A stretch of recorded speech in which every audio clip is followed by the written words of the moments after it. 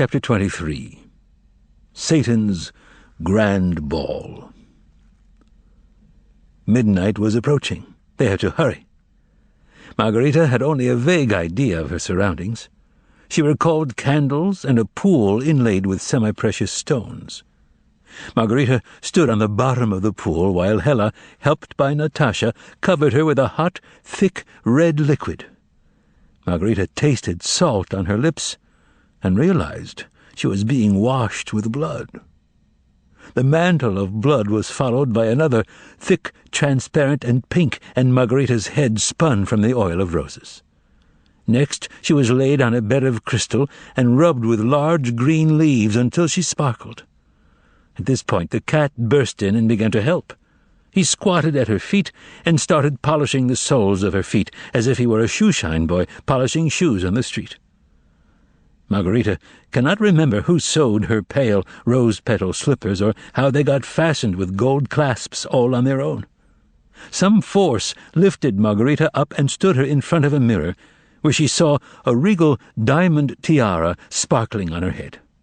Korovyov appeared from somewhere and hung on Margarita's breast a heavy, oval-framed picture of a poodle on a heavy chain. This adornment was a great burden to the queen. The chain immediately began chafing her neck, and the weight of the picture caused her to bend forward. But Margarita was rewarded for the discomfort caused by the black poodle and chain. Her reward was the new deference shown her by Korovyov and Behemoth. "Never mind, never mind, never mind," mumbled Korovyov in the doorway of the room with the pool. "There's nothing you can do. You just have to wear it. You have to. Allow me, Your Majesty, to give you one last bit of advice. The guests will be a diverse lot. Oh, very diverse. But, Queen Margot, whatever you do, don't show any partiality. Even if you take a dislike to someone. I know that you, of course, will not show this on your face. No, don't even think of it. He'll notice it. He'll notice it right away. You have to like him. You have to like him, Your Majesty. The hostess of the ball will be rewarded for that 100 times over. And another thing, don't ignore anyone. Give a little smile if you don't have time for a word. Even the tiniest nod of your head will do. Anything you wish, but not indifference. That causes them to wither." Accompanied by Korovyov and Behemoth, Margarita stepped out of the room with the pool into total darkness. I'll do it, whispered the cat. "I'll give the signal." "Do it," Korovyov replied in the darkness. "Let the ball begin," yelled the cat shrilly, and Margarita at once let out a scream and shut her eyes for several seconds. The ball descended upon her immediately as light combined with sound and smell. Carried along on Korovyov's arm, Margarita found herself in a tropical forest. Red-breasted, green-tailed parrots clung to liana vines, hopping all about and shouting deafeningly, "Delighted to see you!" But the forest came to an abrupt end, and its bathhouse humidity was replaced by the coolness of a ballroom with columns made of a sparkling, yellowish stone. The ballroom, like the forest, was completely empty, except for naked Negroes in silver headbands standing motionlessly by the columns. Their faces flushed dark red with excitement when Margarita flew in with her retinue, which now included Azazello, who had materialized from somewhere. Here Korovyov let go of Margarita's arm and whispered, "Go straight to the tulips." A low wall of white tulips rose up in front of Margarita, and beyond it she saw countless shaded lamps, and in front of them the white chests and black shoulders of men in formal dress. Then Margarita realized where the ball music was coming from. A blast of trumpets crashed down on her, and from beneath it a surge of violins broke loose and washed over her body like blood.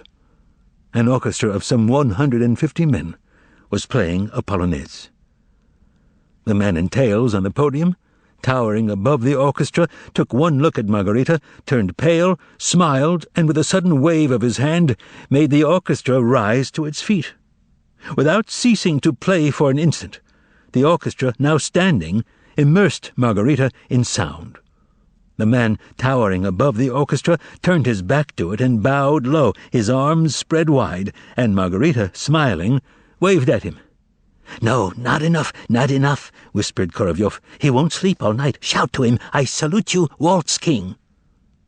Margarita did just that, and was amazed to find that her voice, full-throated as a bell, drowned out the sound of the orchestra. The man trembled with happiness and pressed his left hand to his chest, while continuing with his right to conduct the orchestra with a white baton. "Not enough, whispered Korovyov. "Look over to your left at the first violins and nod your head so that each one thinks you've recognized him individually. They're all world-famous. Look at the one in the first chair. That's Vieuxtemps. Good, very good. Now, let's move on." "Who's the conductor?" asked Margarita as she flew away. "Johann Strauss," cried the cat. "And may they hang me on a liana vine in the tropical forest if an orchestra like this ever played at any other ball. I was the one who sent out the invitations, and, please note, not one of the musicians took sick or refused to play." The next ballroom had no columns. Instead, on one side were walls of red, pink, and milky white roses, and on the other a wall of Japanese double camellias. Between these walls, fountains gushed and hissed, and champagne frothed, bubbling in 3 pools, the first of which was clear violet, the second ruby red, and the third crystal. Negroes in scarlet headbands scurried about, pouring silver ladles of champagne from the pools into shallow goblets. Through an opening in the pink wall, a man in a red swallowtail coat could be seen bouncing about excitedly on a stage. In front of him, a jazz band blasted away at an intolerable volume. As soon as the conductor saw Margarita, he made such a low bow that his hands touched the floor. Then he straightened up and let out a piercing yell, "Hallelujah!" He slapped himself once on one knee, then crossed one hand over the other and slapped his other knee twice, grabbed a cymbal from the musician nearest him and struck it against a pillar. As she flew off, Margarita saw only that the jazz virtuoso, competing with the polonaise that was blaring at Margarita's back, was beating his cymbals over his musicians' heads while they cringed in mock terror. Finally, they flew out to the landing, where, Margarita realized, Korovyov had first greeted her in the dark with a lamp. Now the landing was flooded with blinding light pouring out of crystal lamps shaped like grape clusters. Margarita was shown to her place, and a low amethyst column appeared beneath her left arm. "You can rest your hand on it if you get tired," whispered Korovyov. A black-skinned man tucked a pillow embroidered with a gold poodle under Margarita's feet, and, with someone's hands guiding her, Margarita bent her right knee and put her foot on the cushion. Margarita tried to look around. Korovyov and Azazello were standing nearby in ceremonial poses. Next to Azazello were 3 young men who vaguely reminded Margarita of Abaddon. She felt a chill on her back. When Margarita turned around, she saw that wine was bubbling out of the marble wall behind her and flowing into a pool sculpted out of ice. She felt something warm and furry by her left foot. It was Behemoth. Margarita was standing at a great height, and a vast carpeted staircase descended beneath her feet. Down at the bottom, so far away that Margarita felt she was gazing through the wrong end of binoculars, she could see an enormous foyer with a fireplace so huge that a 5-ton truck could drive into its cold black maw. The foyer and staircase, so brightly lit that they pained the eyes, were empty. The sound of trumpets now reached Margarita from the distance. Thus they stood that way for a minute or so, without moving. "But where are the guests?" Margarita asked Korovyov. "They'll be here, Your Majesty. They'll be here any minute. There'll be no lack of them, and to be honest, I'd rather be chopping wood than standing here on this landing to receive them." "Chopping wood is nothing," interjected the garrulous cat. "I'd rather be a streetcar conductor, and there's no job in the world worse than that." "Everything has to be ready in advance, Your Majesty," explained Korovyov, his eye gleaming through the cracked monocle. "There's nothing worse than having the first guest roam around without knowing what to do, while his lawful shrew of a wife scolds him in a whisper for their being the first to arrive. Balls like that should be done away with entirely, Your Majesty." "Done away with entirely," affirmed the cat. "Not more than 10 seconds till midnight. added Korolyov. "It's about to start." Those 10 seconds seemed extraordinarily long to Margarita. They appeared to have passed already, yet absolutely nothing had happened.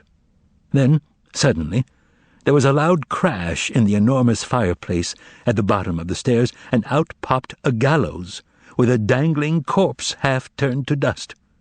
This dust shook itself off the noose, fell to the ground, and out jumped a handsome, black-haired fellow in tails and patent leather shoes. Out of the fireplace slid a small, semi-rotted coffin. Its top flew off, and another clump of dust tumbled out of the coffin. The handsome fellow rushed gallantly over to it and extended a bent arm. The second clump of dust formed itself into a fidgety, naked woman in black evening slippers with black feathers on her head, and then both the man and the woman began hurrying up the staircase. "The first guests!" exclaimed Korolyov. "Monsieur Jacques and his wife. May I introduce you, Your Majesty, to a most interesting man, an inveterate counterfeiter and traitor to his country, but a very good alchemist. He won fame," whispered Korolyov in Margarita's ear, "for poisoning the king's mistress, and that's not something that happens to everyone. Look how handsome he is."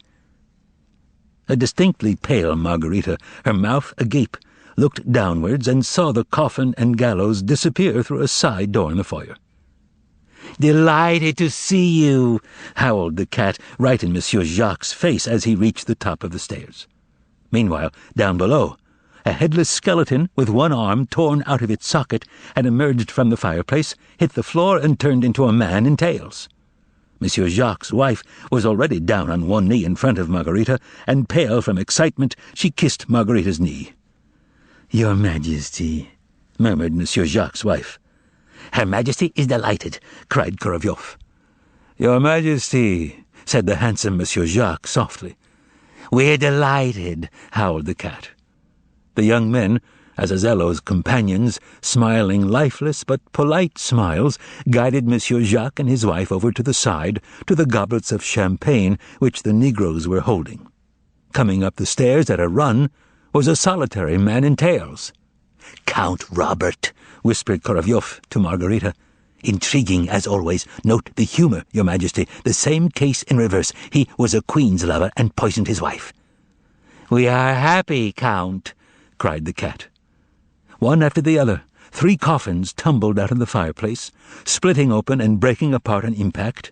Then someone in a black cloak appeared, who was then stabbed in the back by the next to follow him out of the black maw. A muffled scream was heard below. Out of the fireplace ran an almost totally decomposed corpse. Margarita grimaced, and somebody's hand held a vial of smelling salts to her nose. It seemed to Margarita that the hand was Natasha's. The staircase began to fill up with people. Now on every step were men in tails, who all looked completely alike from a distance, and naked women who differed from each other only by their shoes and the color of the feathers on their heads. Approaching Margarita, and hobbling in a strange wooden boot on her left foot, came a lady whose eyes were cast down like a nun's. She was thin, humble-looking, and for some reason had a wide green bandage around her neck. "Who's the green one?" queried Margarita mechanically. "A most charming and reputable lady," whispered Korolyov. "May I present to you Signora Tofana? She was extremely popular among the charming young ladies of Naples, as well as the female residents of Palermo, especially those who were sick of their husbands. It does happen, Your Majesty, that a woman gets sick of her husband." "Yes," was Margarita's hollow reply, as she smiled at 2 men in tails who bowed to her one after the other, kissing her knee and her hand. "And so," said Korolyov, managing to whisper in Margarita's ear while also shouting to someone, "Duke, a glass of champagne! Delighted to see you!" "And so, as I was saying, Signora Tofana sympathized with these poor women's predicament and sold them vials of some kind of potion. The wife would pour it into her husband's soup. The husband would eat it, thank her for her tender attention, and feel marvelous. True, a few hours later, the husband would develop a terrible thirst, then take to his bed, and the day after that, the beautiful Neapolitan lady who had fed her husband the soup would be as free as the spring breeze." "And what's that on her foot?" asked Margarita, continuing to greet the guests who had overtaken the hobbling Signora Tofana. And why is that green thing on her neck? Is her neck withered?" "Delighted to see you, Prince," cried Korovyov, while whispering to Margarita. "She has a splendid neck, but something unpleasant happened to her in prison. That's a Spanish boot on her foot, Your Majesty, and here's how she got the bandage. When the jailers found out that 500 or so ill-chosen husbands had left Naples and Palermo permanently, they became enraged and strangled Signora Tofana in prison." "How happy I am, Black Queen, for the great honor that has befallen me," whispered Tofana in a nun-like voice, attempting to get down on her knee. The Spanish boot impeded her. Korovyov and Behemoth helped Tofana to get up. "I'm glad to see you," replied Margarita to Tofana, while extending her hand to others. A steady stream of guests was now coming up the stairs. Margarita could no longer see what was going on in the foyer. She raised and lowered her hand mechanically, and baring her teeth monotonously, smiled at the guests. The air on the landing hummed continuously, and the music coming from the ballrooms Margarita had left behind sounded like the sea. "Now that woman there is a bore," said Korovyov, not in a whisper but out loud, knowing that he could not be heard above the hum of voices. "She adores balls, yet all she can think of is to complain about her handkerchief." Margarita scanned the crowd coming up the stairs and found the woman Korovyov was pointing to. She was a young woman of about 20, with an unusually stunning figure, but with agitated and insistent eyes. "What handkerchief?" asked Margarita. "She has a chambermaid assigned to her," explained Korovyov, "and every night for 30 years the maid has laid out a handkerchief for her on her night table. The minute she wakes up, she sees it there. She's tried burning it in the stove and drowning it in the river, but nothing helps." "What kind of handkerchief?" whispered Margarita, raising and lowering her hand. "A handkerchief with a dark blue border. The fact is that when she was a waitress in a cafe, her boss lured her into the storeroom one day, and 9 months later she gave birth to a baby boy, carried him into the woods, stuffed the handkerchief in his mouth, and then buried him in the ground. At her trial, she said she had nothing to feed the child." "And where's the owner of the cafe?" asked Margarita. "Your Majesty," squeaked the cat suddenly from below, "allow me to ask you, what does the owner have to do with this? He wasn't the one who smothered the baby in the woods." Margarita, continuing to smile and shake hands with her right hand, sank the sharp nails of her left hand into Behemoth's ear and whispered, "If you dare, you bastard, to butt into the conversation one more time." Behemoth let out a highly unceremonious squeal and rasped, "Your Majesty, my ear will swell up. Why spoil the ball for me with a swollen ear? I was speaking legalistically, from the legal point. I'll be quiet. Think of me not as a cat, but a fish. Only leave my ear alone." Margarita let go of his ear and saw a pair of importunate, somber eyes in front of her. "I am happy, hostess queen, to have been invited to the grand ball of the full moon." "And I," replied Margarita, "am glad to see you. Very glad indeed. Do you like champagne?" "What do you presume to be doing, Your Majesty?" yelled Korovyov in Margarita's ear in mute desperation. "You'll cause a traffic jam." "Yes, I do," said the woman imploringly, and suddenly began repeating mechanically, "Frida, Frida, Frida. My name is Frida, Your Majesty." "Drink as much as you want tonight, Frida, and don't worry about anything," said Margarita. Frida stretched out both her hands to Margarita, but Korovyov and Behemoth, with great finesse, grabbed her under her arms, and she was lost in the crowd. A wall of people was now advancing up the staircase, as if about to storm the landing where Margarita stood. Naked female bodies moved up the stairs in between tail-coated men. Their bodies, swarthy, white, coffee-colored, or completely black, swept up against Margarita. In their red, black, chestnut, and flaxen hair, precious stones sparkled, playing and dancing in the downpour of light. And the advancing column of men looked as if it had been sprayed with droplets of light splashed by the diamond studs on their chests. Now, every second, Margarita felt the touch of lips against her knee. Every second, she stretched out her hand to be kissed, her face tensed in a mask of welcome. I'm delighted to see you, crooned Korovyov in a monotone. We are delighted. Her Majesty is delighted. Her Majesty is delighted, said Azazello in a nasal twang behind her. Delighted, cried the cat. The Marquise, mumbled Korovyov, poisoned her father, 2 brothers, and 2 sisters because of an inheritance. Her Majesty is delighted. Lady Minkina, how lovely you look. She's a bit nervous. Why was it necessary to burn the maid's face with a curling iron? Naturally, that sort of behavior can get you murdered. Her Majesty is delighted. Your Majesty, a minute of your attention. Emperor Rudolph, wizard and alchemist. Here's another alchemist. He was hanged. Here she is. What a marvelous brothel she had in Strasbourg. We're delighted to see you. A Moscow dressmaker. We all love her for her inexhaustible imagination. She had a salon and thought up something terribly amusing. She drilled 2 cute little round holes in the wall. And the ladies didn't know? Asked Margarita. Every last one of them knew, Your Majesty, replied Korovyov. Delighted to see you. This 20-year-old rascal, a dreamer and an eccentric, was remarkable for the strange fantasies he had since childhood. A certain young woman fell in love with him, and he went and sold her to a brothel. A river streamed from below. The end of the river was nowhere in sight. Its source, the huge fireplace, continued to feed it. Thus 1 hour passed, and the second began. At this point, Margarita began to notice that her chain had become heavier than it had been. Something strange had also happened to her hand. Lifting it made her wince.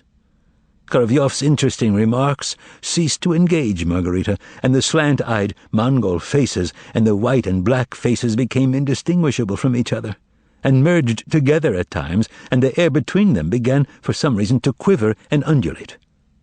A sharp pain as from a needle suddenly pierced Margarita's right hand, and clenching her teeth, she lay her elbow on the pedestal. A rustling sound like wings flapping against a wall came from the ballroom behind her, and she realized that countless hordes of guests were dancing there, and it seemed to Margarita that even the massive marble, mosaic, and crystal floors in that remarkable room were pulsating with rhythm. Neither Gaius Caesar Caligula nor Messalina aroused Margarita's interest now. Nor did any of the other assorted kings, dukes, cavaliers, suicides, poisoners, gallows birds and procuresses, jailers and card sharps, executioners, informers, traitors, madmen, detectives, corrupters of youth. Their names all got jumbled in her head, their faces melted into one huge blur, and only one face lingered tormentingly in her memory, the face of Malyuta Skuratov, framed by a truly fiery red beard. Margarita's legs were giving way beneath her, and she was afraid of breaking into tears at any minute. But it was her right knee, the one that kept getting kissed, that caused her the worst suffering. It was swollen, and the skin had turned blue, despite the fact that Natasha's hand had appeared to daub the knee with a perfumed sponge. At the end of the 3rd hour, Margarita looked down the staircase with utterly hopeless eyes, and then trembled with joy. The stream of guests was thinning out. Patterns of arrival at balls are always the same, Your Majesty, whispered Korovyov. Now the wave has crested. We're in the last throes of this torture, I promise you. Aren't those the playboys from Brocken Peak? They're always the last to arrive. Yes, that's them. 2 drunken vampires. Is that everyone? No. Here's one more. No, 2. The last 2 guests came up the stairs. Well, this is someone new, said Korovyov, squinting through his monocle. Yes, I seem to recall that Azazello once paid him a visit and gave him some advice over brandy as to how he could get rid of a man whose threats of exposure scared him to death. So he ordered an acquaintance who was his subordinate to spray the walls of the man's office with poison. What's his name? Asked Margarita. To tell the truth, I still don't know, replied Korovyov. You'll have to ask Azazello. And who's with him? That's the underling who did his bidding. Delighted, roared Korovyov to the last 2 guests. The stairs were empty. They waited a little bit longer, just to make sure, but no one else emerged from the fireplace. A second later, without knowing how she got there, Margarita found herself once again in the room with the pool, and once there burst into tears from the pain in her arm and leg and collapsed on the floor. But Hella and Natasha comforted her, again gave her a blood shower, again massaged her whole body, and Margarita came back to life. "There's more to do, Queen Margot," whispered Korovyov, who had just appeared by her side. "You have to make the rounds of the ballrooms so our honored guests don't feel ignored." And again Margarita flew out of the room with the pool.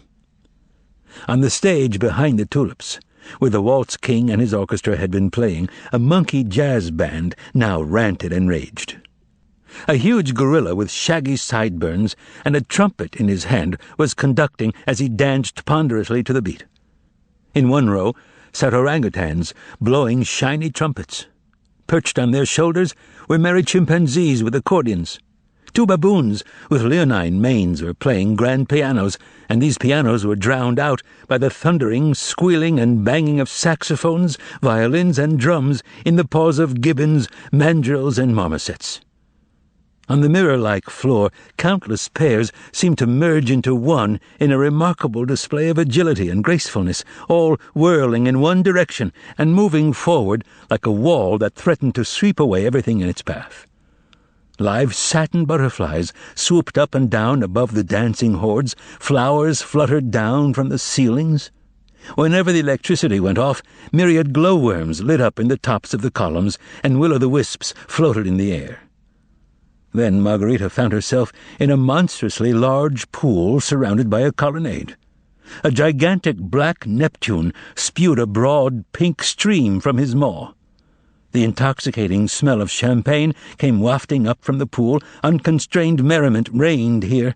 The ladies, laughing, threw off their shoes, gave their handbags either to their escorts or to the Negroes running around with sheets in their hands, and swan-dived into the pool with shrieks. Columns of spray shot up in the air. The crystal bottom of the pool was lit from below, and the light pierced through the vinous depths, illuminating the silvery swimming bodies. They jumped out of the pool completely drunk. Beneath the columns, the sound of laughter rang and thundered as in a bathhouse. In all the commotion, Margarita remembered one totally drunken female face, with glazed yet beseeching eyes, and she recalled one word: Frida. Margarita's head began to spin from the smell of the wine, and she was about to leave when the cat performed a trick in the pool which detained her. Behemoth cast a spell on something near the maw of Neptune, and hissing and bubbling, the bubbly sea of champagne drained from the pool at once, and Neptune started spewing forth a foamless, bubbleless, dark amber wave. The ladies shrieked and squealed, "Brandy!" as they rushed away from the edges of the pool and took refuge behind the columns. The pool was filled in a few seconds, and the cat, after turning 3 somersaults in the air, landed in the billowing brandy. He crawled out, shaking himself off, his necktie shrunk, his opera glasses and the gilt on his whiskers gone. Only one woman followed Behemoth's example, namely the practical joke-playing dressmaker and her escort, an unknown young mulatto. They both dived into the brandy, but at this point Korovyov took Margarita by the arm, and they left the bathers behind. It seemed to Margarita that she flew through a place where she saw mountains of oysters and huge stone ponds. Then she was flying over a glass floor with hellish furnaces blazing beneath it and diabolical white chefs scurrying about tending them. Then, somewhere, she was no longer sure where, she saw dark cellars where candelabra were burning, where girls were serving sizzling meat on red-hot coals, and where people were drinking to her health out of large tankards. Then she saw polar bears playing accordions and doing a Russian folk dance on a stage, a salamander magician who was not burning in the fireplace, and, for the second time, her strength began to fail her. "One last entrance," whispered Korovyov anxiously, "and we're free." Accompanied by Korovyov, Margarita again found herself in the ballroom, but now no one was dancing, and the countless crowds of guests were all clustered between the columns, leaving the center of the room vacant. Margarita did not remember who helped her ascend a platform that had materialized in the middle of the open space.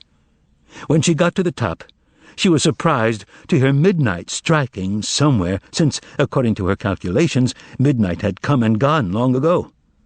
When the clock, its location unknown, struck for the last time, silence fell on the crowds of guests. Then Margarita again caught sight of Voland. He was walking, surrounded by Abaddon, Azazello, and several others who resembled Abaddon and were young and black. Margarita now noticed that another platform opposite hers had been prepared for Voland. But he did not use it. What amazed Margarita was that Voland made his last grand entrance at the ball, looking exactly as he had earlier in the bedroom. The same dirty, patched nightshirt hung from his shoulders. His feet still wore their tattered slippers. Voland carried a sword, but he was using the bare sword as a cane, leaning on it. Limping, Voland stopped beside his platform, and Azazello immediately appeared before him carrying a dish. And on the dish, Margarita saw the severed head of a man whose front teeth had been knocked out. There continued to be absolute silence, which was broken only once by a distant and, under the circumstances, inexplicable ring of what seemed to be a front doorbell. "Mikhail Alexandrovich," said Voland quietly to the head. And then the eyelids of the slain man opened, and Margarita shuddered when she saw that the eyes on the dead face were alive and full of thought and suffering. "Everything came true, didn't it?" continued Voland, looking into the head's eyes. "Your head was cut off by a woman, the meeting never took place, and I'm living in your apartment. That is a fact, and a fact is the most stubborn thing in the world. But now we're interested in facts to be, rather than this already accomplished fact. You were always an avid proponent of the theory that after his head is cut off, a man's life comes to an end. He turns to dust and departs into non-being. I have the pleasure of informing you, in the presence of my guests, although they actually serve as proof of a different theory altogether, that your theory is both incisive and sound. However, one theory is as good as another. There is even a theory that says that to each man it will be given according to his beliefs. May it be so. You are departing into non-being, and from the goblet into which you are being transformed, I will have the pleasure of drinking a toast to being." Voland raised his sword. Here, the skin covering the head darkened and shriveled, then fell off in pieces.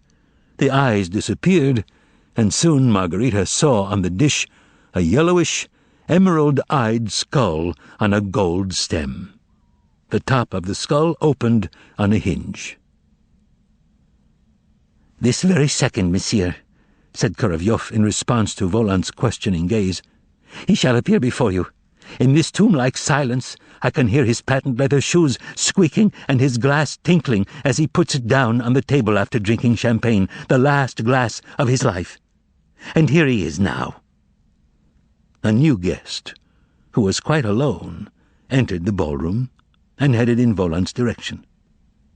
On the outside he was no different from the other male guests, except for one thing. He was so upset he was literally shaking, which was obvious even from far away. Red blotches glowed on his cheeks, and his eyes were darting about with alarm. The guest was flabbergasted, which was completely understandable. Everything he saw astounded him, Voland's outfit in particular. However, the guest was received with marked affection. "Ah, my dear Baron Mikhail," said Voland, with an affable smile as he turned to his guest, whose eyes were popping out of his head. "I am delighted to present to you," said Voland to his guests, the highly esteemed Baron Mikhail, a member of the Theatrical Commission whose job is to acquaint foreigners with the sights of the capital. Here Margarita froze, because she suddenly realized who Mikhail was. He had crossed her path several times in the theaters and restaurants of Moscow. "Wait a minute," thought Margarita. "Does that mean that he's dead too?" But the matter was soon clarified. "The kind Baron," continued Voland with a joyous smile, "was charming enough to call me as soon as he learned of my arrival in Moscow, and offer me his specialized services, that is, as a guide to the sights of the city. It goes without saying that I was happy to invite him for a visit." Just then Margarita saw Azazello hand Korovyov the dish with the skull-shaped goblet. "By the way, Baron," said Voland, suddenly lowering his voice and speaking chattily, "rumors are circulating regarding your extraordinary inquisitiveness. They say that this, matched with your no less developed talkativeness, has begun to attract general attention. Moreover, spiteful tongues have dropped the words informer and spy. And in addition, there is an assumption that this will lead you to a sorry end in less than a month. And so, to save you the bother of a tiresome wait, we have decided to come to your aid, and to take advantage of the fact that you wangled yourself an invitation here with the express purpose of eavesdropping and spying on everything you could." The Baron became even paler than Abaddon, who was exceptionally pale by nature. And then something strange happened. Abaddon appeared before the Baron and took his glasses off for just a second. At the same moment, something flashed like fire in Azazello's hands, and there was a soft noise like a hand clap, and the Baron started to fall backwards, as scarlet blood spurted from his chest and soaked his starched shirt and vest. Korovyov held the goblet under the pulsing stream, and when it was full, he gave it to Voland. By that time, the Baron's lifeless body was already on the floor. "Ladies and gentlemen, I drink to your health," said Voland softly, and raising the goblet, he touched it to his lips. Then a metamorphosis ensued. The tattered slippers and patched nightshirt disappeared. Voland was now wearing a long black robe with a steel saber on his hip. He walked quickly over to Margarita, raised the goblet to her lips, and in a commanding voice said, "Drink!" Margarita's head began to spin. She swayed, but the goblet was already at her lips, and voices, whose she could not tell, whispered in both her ears, "Don't be afraid, your Majesty! Don't be afraid, your Majesty! The blood has already seeped down into the earth, and there where it spilled, clusters of grapes are already growing." Margarita took a swallow without opening her eyes, and a sweet current ran through her veins, and there was a ringing in her ears. It seemed to her that deafening roosters were crowing, that somewhere a march was playing. The crowds of guests began to lose their appearance. The women and the men in tails dissolved into dust. Decay engulfed the ballroom before Margarita's very eyes. A crypt-like smell flowed over it. The columns dissolved, the lights went out, everything shriveled and shrank until there were no fountains, tulips, or camellias. All that was left was what had been there before, the modest living room of the jeweler's wife, and a stream of light coming through the half-opened door. And Margarita walked through this half-opened door.